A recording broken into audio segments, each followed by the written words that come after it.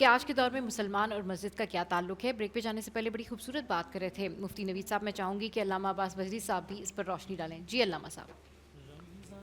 اعوذ باللہ من الشیطان الرجیم. بسم اللہ الرحمن الرحیم.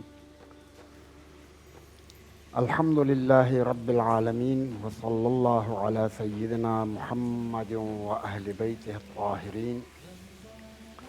رب اشرح لی صدری ویسر لی امری واحلل عقدۃ من لسانی یفقہوا قولی. بلا شک و شبہ ہر نظام میں اور ہر ملک میں مراکز ہوتے ہیں، مختلف چیزوں کے مراکز.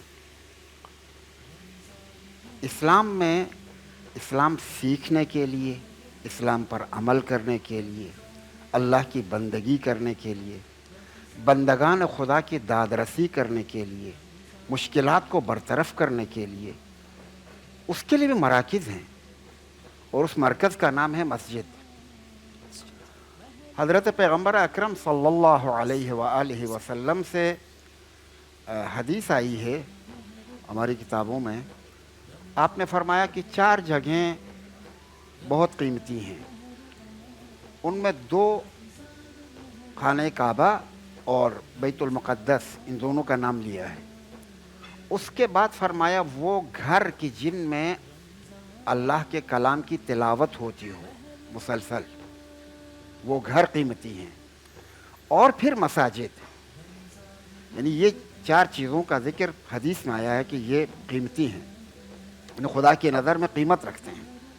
قرآن مجید میں سورہ نور میں ہے غالباً یہ آیت، فی بیوت اذن اللہ ان ترفع ویذکر فیہا اسمہ یسبح لہ فیہا بالغدو والآصال. اس سے پہلی آیت میں اللہ نور السماوات والارض مثل نورہ کمشکات فیہا مصباح، یہ والی آیت ہے. اس آیت سے کا معنی اور مفہوم یہ ہے کہ وہ نور ان گھروں میں ہے کہ جن کو اللہ نے بلند رکھنے کا حکم دیا ہے، یعنی ان کی تعظیم واجب ہے، ان کا احترام واجب ہے. وہ قدر و قیمت والے گھر ہیں، اور جس میں صبح و شام ذکر کرنے والے اللہ کا ذکر کرتے ہیں، یعنی ان کی قیمت ہے خدا کی نظر، ان کو بلند رکھنے کا حکم. فقہی اعتبار سے مساجد کے کچھ مخصوص احکام ہیں. ان احکام میں مثلا آپ ان کو نجس نہیں کر سکتے ہیں، نجس کرنا حرام ہے. اور اگر کسی وجہ سے نجس ہو جائے تو اس کو پاک کرنا واجب فوری ہے، واجبات فوریہ میں سے ہے. یہ اسی یرفع، اس کو بلند مرتبہ رکھنے کے مصادیق میں سے ایک ہے کہ مسجد کو بلند مرتبہ رکھو، اس کو نجس ہونے نہ دو. ایک حدیث ہے اس کے ذیل میں، علماء کرام کو معلوم ہے کہ ایک پیغمبر اکرم کے جلیل القدر صحابی، انہوں نے سوال کیا یا رسول اللہ کہ وہ گھر کون سے ہیں کہ جن کو اللہ نے بلند رکھا ہے. اللہ کے رسول نے فرمایا کہ مساجد ہیں اور انبیاء کے گھر، جن کو اللہ نے بلند مرتبہ بنا دیا ہے.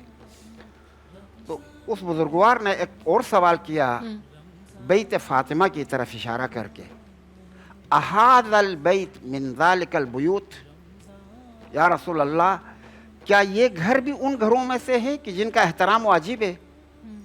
تو حضرت رسول اللہ نے پہلے فرمایا نعم، پھر فرمایا کہ بل من افضلها، ہاں بلکہ ان تمام گھروں میں افضل گھر یہ ہے.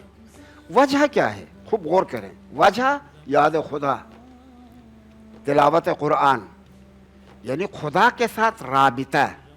معیار یہ ہے. مساجد کی بھی قدر و قیمت اس وجہ سے ہے. اچھا، اسلام میں ان مراکز میں ابھی مولانا ہمارے پیشرو جناب مفتی نوید عباسی صاحب نے بہت خوبصورت بات کی، میں اس کو کسی اور رنگ میں بات کرتا ہوں، غور کیجیے گا. جی. مساجد محور توحید ہیں، وحدانیت کے مرکز ہیں. توحید نظری بھی، توحید عملی بھی، پریکٹیکل توحید بھی. خانہ کعبہ اس کا سب سے بڑا مظہر ہے، جہاں پر پوری دنیا کے لوگ جمع ہوتے ہیں اور ایک مرکز میں اکٹھا ہو جاتے ہیں، اور یہ ایکا ہونے کی جگہ یعنی مسلمانوں کے متحد رکھنے کی جگہ خانہ کعبہ ہے. اور پھر اس کے بعد ہفتے میں ایک دفعہ، کیونکہ خانہ کعبہ میں جو مسلمان جاتے ہیں ان کے لیے جو مستطیع ہوتے ہیں، استطاعت رکھتے ہیں جانے کی، ان کے لیے زندگی میں ایک مرتبہ واجب ہے، باقی اس کے بعد مستحب ہے، وہ جانا چاہیں تو بات الگ، واجب ایک دفعہ ہے. اور ہفتے میں ایک دفعہ جامع مسجد میں اجتماع مسلمانوں کا ہوتا ہے نماز جمعہ کے لیے. یہ اس سے ذرا نچلے سطح کا، یہ بھی مرکز توحید ہے. اور پھر اس کے بعد روزانہ 5 وقت ہر محلے میں مساجد ہیں مسلمانوں کے، ان میں یہ اکٹھا ہوتے ہیں. یہ سب اتحاد کے مراکز ہیں. اب آپ غور کیجئے، اگر یہ نظام پوری طرح سے نافذ ہو جائے تو مسلمان معاشرے میں کتنا اتحاد پیدا ہو جائے گا اور کتنی وحدانیت پیدا ہو جائے گی. نیز حضرت پیغمبر اکرم صلی اللہ علیہ وآلہ وسلم کے زمانے میں مفتی نوید نے بہت خوبصورت اشارے کیے ان کی طرف.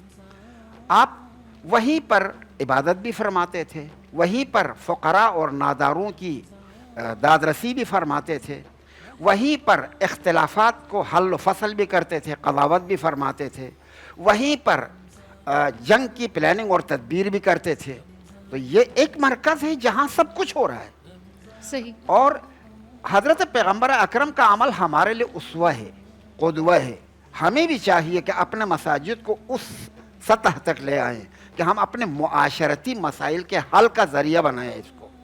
یہاں پر تعلیم بھی ہو، ہر طرح کی تعلیم، قرآن کی تعلیم بھی. قرآن کی تعلیم تو ہونی ہی چاہیے، اس میں تو کوئی شک نہیں ہے. قرآن کی تلاوت بھی، تعلیم بھی، معارف قرآن کو عام کرنا بھی یہ ہونا چاہیے، دین سکھانا بھی یہی ہونا چاہیے. اور اس کے علاوہ جو دنیاوی تعلیم جس کو ہم آپ مروجہ تعلیم کہتے ہیں یا دنیاوی تعلیم، ان کے مراکز بھی ہونے چاہیے. شادیوں کا مرکز یہ ہونا چاہیے، یعنی تعلقات کو ایک دوسرے کے مسلمانوں کے درمیان آپس میں آشنائی اور شناسائی رکھنے کا ذریعہ مسجد ہونی چاہیے.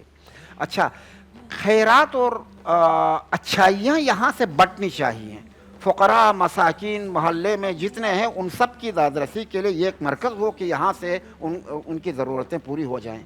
اگر اس طرح کی مسجد بن جائے تو یہ حضرت پیغمبر اکرم کی تأسی ہوگی، اس کی پیروی ہوگی.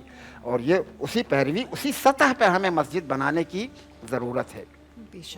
ایک اور نقطے کی طرف بھی اشارہ کروں گا، وہ یہ کہ اس مسجد کو ایسا کیسے بنایا جا سکتا ہے. 2 چیزیں ہیں ہمارے آج کل کے زمانے میں.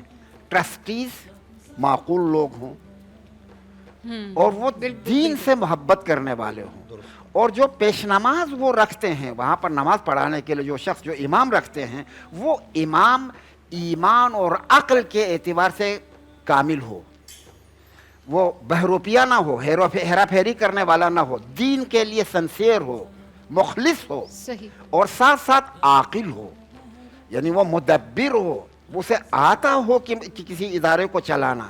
اس مسجد ایک بہترین ادارہ ہے، سب سے بڑا ادارہ ہے. تو اس کو چلانے کی صلاحیت اس میں ہونی چاہیے. اگر یہ چیزیں ہوں گی تو مسجد ایک بہترین مرکز میں تبدیل ہو جائے گا اور پیغمبر اکرم کی تأسی بھی ہو جائے گی.